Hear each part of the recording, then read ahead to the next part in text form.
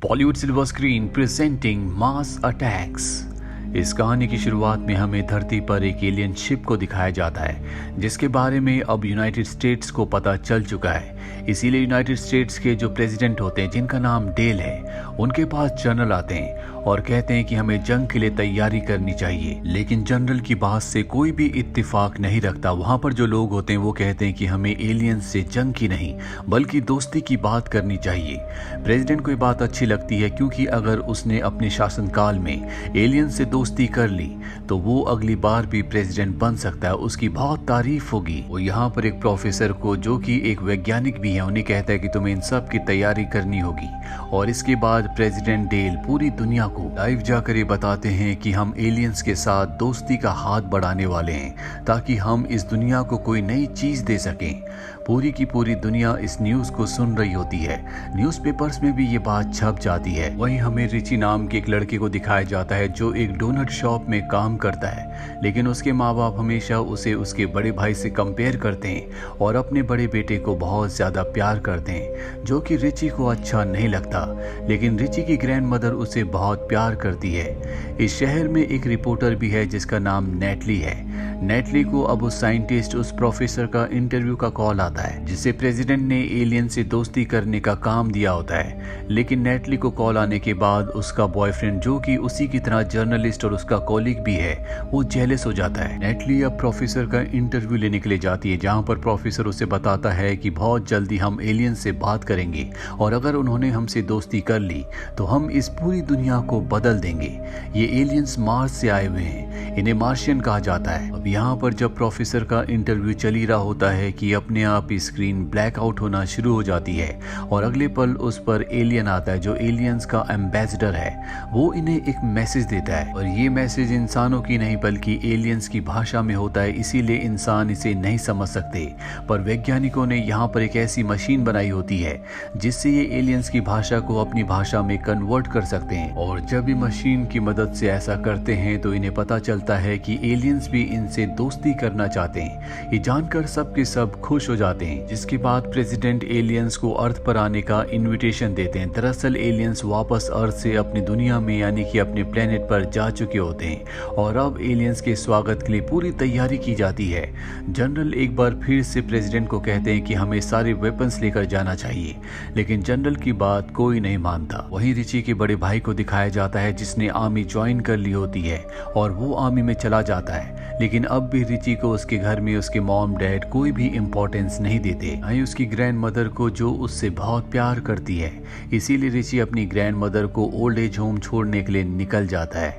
वहीं अब प्रेसिडेंट को दिखाया जाता है जो अपने घर में बैठकर अपने पूरे परिवार के साथ टीवी पर उस जगह को देख रहा होता है जहां पर उसने अपनी पूरी टीम को एलियंस का स्वागत करने के लिए भेजा है। यहाँ पर मीडिया भी होती है जो एलियन शिप का इंतजार कर रही है और अगले पल यहाँ पर एलियन शिप लैंड होता है। एलियंस बाहर निकलते हैं जिसमें एलियंस का एम्बेसडर होता है जो इंसानों से बहुत अच्छे से बात करता है और उन्हें बताता है कि हम इंसानों के साथ मिलकर आगे काम करना चाहते हैं। ये सुनकर सब के सब लोग बहुत खुश हो जाते हैं। यहीं भीड़ में एक लड़का होता है जो शांति के प्रतीक के रूप में एक व्हाइट पिजन को उड़ाता है, जिसे देखकर एलियंस पूरी तरह से अग्रेसिव हो जाते हैं। वो इंसानों के ऊपर हमला कर देते हैं। इसमें नेटली, उसका बॉयफ्रेंड और बहुत सारे दूसरे लोग मारे जाते हैं, जिसके बाद एलियंस वापस अपने स्पेसशिप में चले जाते हैं। प्रेसिडेंट को और प्रोफेसर को, जो कि वैज्ञानिक हैं, इन दोनों को समझ नहीं आता कि एलियंस ने हमला क्यों किया। प्रोफेसर कहता है कि शायद वो पिजन से डर गए होंगे, शायद उनकी दुनिया में इस तरह के कोई भी पक्षी नहीं होते, इसीलिए उन्होंने इंसान के ऊपर हमला किया। और ये एक बार फिर से एलियंस से संपर्क करने का तय करते हैं क्योंकि एलियंस ने कहा था कि वो इंसानों के साथ दोस्ती करना चाहते हैं। और अब प्रेसिडेंट और प्रोफेसर दोनों एलियंस को एक बार फिर से मैसेज भेजते हैं कि हम तुमसे मिलना चाहते हैं। एलियंस को जब ये मैसेज मिलता है तो जोर जोर से हंसने लगते हैं। दरअसल उनका जंग का ही इरादा था। जानबूझकर उन्होंने पिजन को देखकर इंसानों के ऊपर हमला किया था ताकि इंसान उनके बनाए हुए जाल में फंस जाए। इंसानों को ऐसा लगे कि एलियंस पिजन से डर गए थे, इसीलिए उन्होंने इंसानों के ऊपर हमला किया। यहाँ एलियंस ने नेटली को भी कैद करके रखा होता है, जिसे सब सोच रहे होते हैं कि वो मारी गई। दरअसल एलियंस उसके ऊपर एक्सपेरिमेंट करना चाहते हैं और एक्सपेरिमेंट करके वो उसके सर की जगह एक डॉग के सर को लगा देते हैं। उसके सर को बोतल में बंद कर देते हैं। और अब नेटली की बॉडी तो इंसानों वाली है, लेकिन उसका सर एक डॉग का है। वही इंसानों की लैब में एक एलियन की बॉडी को दिखाया जाता है, जिस पर वैज्ञानिक शोध कर रहे होते हैं ताकि उन्हें एलियंस की किसी कमजोरी का पता चल जाए, लेकिन उन्हें एलियंस की कोई भी कमजोरी नहीं मिलती। वहीं पर हमें रिची के बड़े भाई का फ्यूनरल दिखाया जाता है, जो आर्मी में चला गया था। एलियन के हमले में उसकी भी मृत्यु हो चुकी है। वहीं प्रोफेसर को एलियंस का जवाब आता है, जिसमें उन्होंने अपनी पिछली हरकत के लिए, जिसमें कई सारे इंसान मारे गए थे, उसके लिए माफी मांगी होती है। वो एक बार फिर से इंसानों से मिलना चाहते हैं। प्रोफेसर ये बात प्रेसिडेंट को बताता है और अब एक बार फिर से एलियंस का स्वागत किया जाता है। एलियंस का एम्बेसडर अपने कुछ एलियंस के साथ इंसानों से मिलने आता है, जहां पर वो सबके सामने स्पीच देता है। स्पीच देते देते वो अपने अंदर से एक गन निकाल कर यहाँ पर कई सारे लोगों को मार देता है। प्रेसिडेंट और प्रोफेसर जो सब कुछ देख रहे होते हैं, वो पूरी तरह से हैरान होते हैं कि एलियंस ने एक बार फिर से इंसानों के ऊपर हमला कर दिया। प्रोफेसर से ये सब देखा नहीं जाता, वो एलियंस को रोकने के लिए जाता है, लेकिन एलियंस प्रोफेसर के सर पर हमला करके उसे बेहोश कर देते और अपने साथ अपने एलियन शिप पर ले जाते हैं। जनरल जो कि बाहर अपनी टीम के साथ खड़ा होता है, वो एलियंस के शिप के ऊपर टैंक से हमला करता है और एलियन शिप के ऊपर टैंक का गोले बारूद का कोई भी असर नहीं होता। और अब प्रेसिडेंट भी पूरी तरह से एलियन से गुस्सा हो चुका है। वो आर्मी ऑफिसर्स की एक मीटिंग रखता है, जिसमें वो कहता है कि एलियंस की अब इन हरकतों को बर्दाश्त नहीं किया जाएगा। यहाँ पर जनरल इस बात से खुश हो जाते हैं और वो प्रेसिडेंट से कहते हैं कि हमें न्यूक्लियर वेपन चलाने की परमिशन दी जाए। ये बात सुनकर प्रेसिडेंट को बहुत गुस्सा आ जाता है और वो जनरल को नीचे बैठने के लिए कहता है। दरअसल अब भी वो एलियंस के ऊपर हमला नहीं करना चाहता। वो चाहता है कि बातचीत से ही इस बात को पूरी तरह से हल कर दिया जाए, लेकिन किसी को भी इस बात की उम्मीद नहीं होती। वहीं एलियन के स्पेसशिप में हमें प्रोफेसर को दिखाया जाता है, जिसके ऊपर एलियंस ने एक्सपेरिमेंट करके उसके सर को अलग कर दिया होता है। अब उसके हर एक बॉडी पार्ट्स को अलग कर दिया गया है। उसके पास नेटली आती है, जिसका सर तो इंसान वाला है, लेकिन उसकी बॉडी एक डॉग वाली है। और वो यहाँ पर प्रोफेसर को बताती है कि वो हमेशा उससे प्यार करती थी, प्रोफेसर भी उससे प्यार करता था, लेकिन इन दोनों ने कभी एक दूसरे को ये बात नहीं बताई। इन्हें पता है कि अब इनकी जिंदगी का आखिरी अंत आ चुका है, इसीलिए ये अपने दिल की बात एक दूसरे को बता देते हैं। वहीं व्हाइट हाउस के बाहर जहाँ पर प्रेसिडेंट रहता है, उसके बाहर हम एक एलियन लड़की को देखते हैं। दरअसल एलियंस ने इसका रूप बदल कर इसे इंसानों की तरह एक लड़की बना दिया है, जो कि बहुत ही खूबसूरत होता है। यहाँ पर जो सेक्रेटरी होता है वो इससे फ्लर्ट करना शुरू कर देता है और इसे व्हाइट हाउस के अंदर ले जाता है, पर जल्दी उसे समझ में आ जाता है कि ये इंसान नहीं बल्कि एलियन है। पर इससे पहले कि वो सिक्योरिटी को बुलाता, वो एलियन उसे मार देता है और अब एलियन उस तरफ बढ़ना शुरू कर देता है जहाँ पर प्रेसिडेंट है। इससे पहले कि वो प्रेसिडेंट पर हमला करता, उसे अगवा करता, यहाँ पर जो प्रेसिडेंट का डॉग होता है वो भौंकना शुरू कर देता है, जिसकी आवाज सुनकर गार्ड्स अंदर आ जाते हैं। वो एलियंस को शूट करके मारना चाहते हैं, लेकिन अब एलियन ने प्रेसिडेंट को अपने सामने रखा होता है।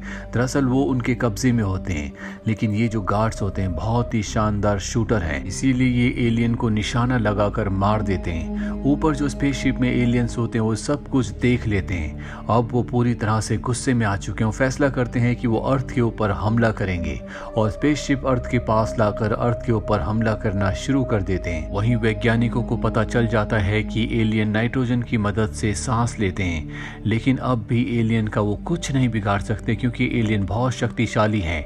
हालांकि आर्मी उनके स्पेसशिप पर हमला कर रही होती है, लेकिन उनके हमले का एलियन शिप पर कोई भी असर नहीं होता। वो पूरी तरह से हताश हो जाते हैं। जनरल अब एक बार फिर से प्रेसिडेंट के पास आते हैं, जो अपनी टेबल पर गिरे हुए होते हैं क्योंकि वो पूरी तरह से हार मान चुके हैं। आर्मी जनरल प्रेसिडेंट से कहते हैं कि आपको अब हमें न्यूक्लियर बॉम्ब चलाने की परमिशन देनी होगी। प्रेसिडेंट के पास कोई भी रास्ता नहीं है, इसीलिए वो परमिशन दे देते हैं, जिसके बाद जनरल अब न्यूक्लियर बॉम्ब से एलियंस के शिप के ऊपर हमला करते हैं। लेकिन इससे पहले कि वो उनके शिप से टकराकर उन्हें ब्लास्ट करता, एलियन शिप से एक डिवाइस निकलता है जो न्यूक्लियर बॉम्ब के सामने जाकर उसकी सारी की सारी एनर्जी को अंदर एब्जॉर्ब कर लेता है। इसके बाद वो डिवाइस एलियंस के एम्बेसडर के पास आता है और वो उस न्यूक्लियर बॉम्ब की पूरी ताकत को अपने अंदर एब्जॉर्ब कर लेता है, जिससे उसकी शक्ति मुश्किलें और भी बढ़ जाती हैं। प्रेसिडेंट और उनकी पूरी टीम पूरी तरह से हताश हो चुकी है। उन्हें नहीं पता कि एलियंस का सामना अब वो कैसे करेंगे। दरअसल एलियन ने अब पूरी की पूरी दुनिया पर हमला कर दिया है। वो इंसानों को धरती से पूरी तरह से खत्म करना चाहते हैं। वहीं रिची को दिखाया जाता है जो जल्द से जल्द अपनी ग्रैंड मदर तक पहुंचना चाहता है, क्योंकि उसे पता है कि उनकी जान खतरे में है। और जब वो वहां पहुंचता है तो देखता है कि उसकी ग्रैंड मदर हेडफोन्स पर म्यूजिक सुन रही होती है। तभी वहां पर एलियंस भी आ जाते हैं और जब उसकी ग्रैंड मदर अपने हेडफोन्स को उतारती है तो म्यूजिक की आवाज को एलियंस बर्दाश्त नहीं कर पाते और वहीं पर मारे जाते हैं। और अब रिची को और उसकी ग्रैंड मदर को पता है कि एलियंस को कैसे मारना है। दरअसल वो जान चुके हैं कि एलियंस लाउड म्यूजिक को बर्दाश्त नहीं कर सकते, इसीलिए अपनी गाड़ी के ऊपर वो म्यूजिक को प्ले करके रेडियो स्टेशन की तरफ निकल पड़ते हैं। रिची अपने बड़े भाई की मौत का बदला भी एलियंस से लेना चाहता है। वहीं प्रेसिडेंट के ऑफिस में दिखाया जाता है जहां पर प्रेसिडेंट के पास एलियंस का एम्बेसडर अपने कुछ एलियंस के साथ पहुंच जाता है। वो प्रेसिडेंट के सभी लोगों को मार देता है, प्रेसिडेंट को नहीं मारता। और अब प्रेसिडेंट उसे एक पॉलिटिशियन की तरह स्पीच देता है ताकि वो इंसानों के ऊपर हमला ना करे, पर एलियंस पर इसका कोई भी असर नहीं होता और वो प्रेसिडेंट को मार देते हैं। वहीं रिची को दिखाया जाता है जो रेडियो स्टेशन पहुंच जाता है और वहां से सबको बता देता है कि एलियंस को कैसे मारा जा सकता है।